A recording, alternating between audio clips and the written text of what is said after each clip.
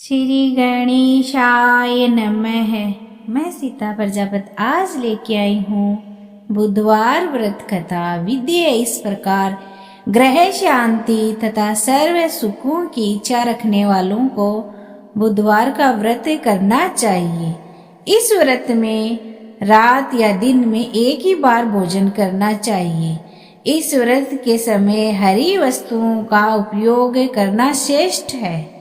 व्रत के अंत में शंकर जी की पूजा धूप बेलपत्र आदि से करनी चाहिए।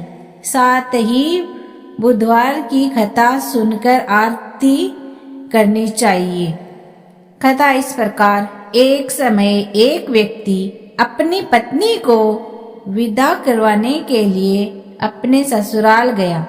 वहां पर कुछ दिन रहने के पश्चात सास ससुर से विदा कराने के लिए कहा, किंतु सबने कहा कि आज बुधवार का दिन है, आज के दिन गमन नहीं करते हैं। वह व्यक्ति किसी प्रकार न माना और हठ धर्मी करके बुधवार के दिन ही पत्नी को विदा कराकर अपने नगर को चल पड़ा। राह में उसकी पत्नी को प्यास लगी तो उसने अपने पति से कहा कि मुझे बहुत जोर से प्यास लगी है। तब वह व्यक्ति लोटा लेकर रथ से उतरकर जल लाने चला गया।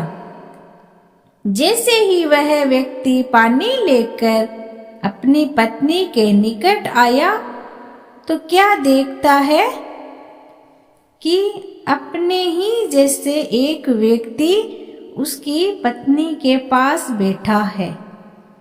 उसने क्रोध से कहा कि तू कौन है?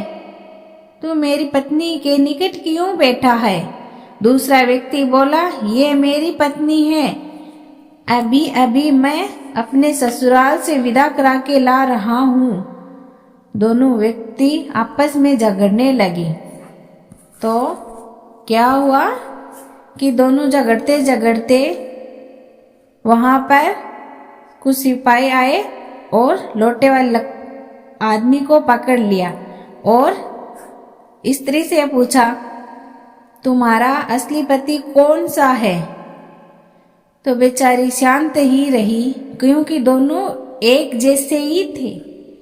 वह किसे अपना असली पति कहे, उस दुविधा में वह पड़ गई। तो सच्चा वाला व्यक्ति बोलता है ईश्वर से, हे ईश्वर,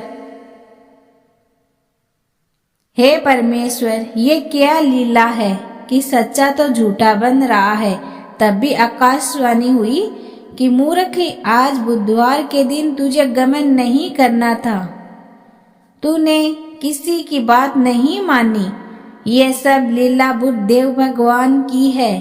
उस व्यक्ति ने बुद्धदेव से प्रार्थना की और अपनी गलती के लिए क्षमा मांगी। तब बुद्धदेव जी अंतर ध्यान हो गए।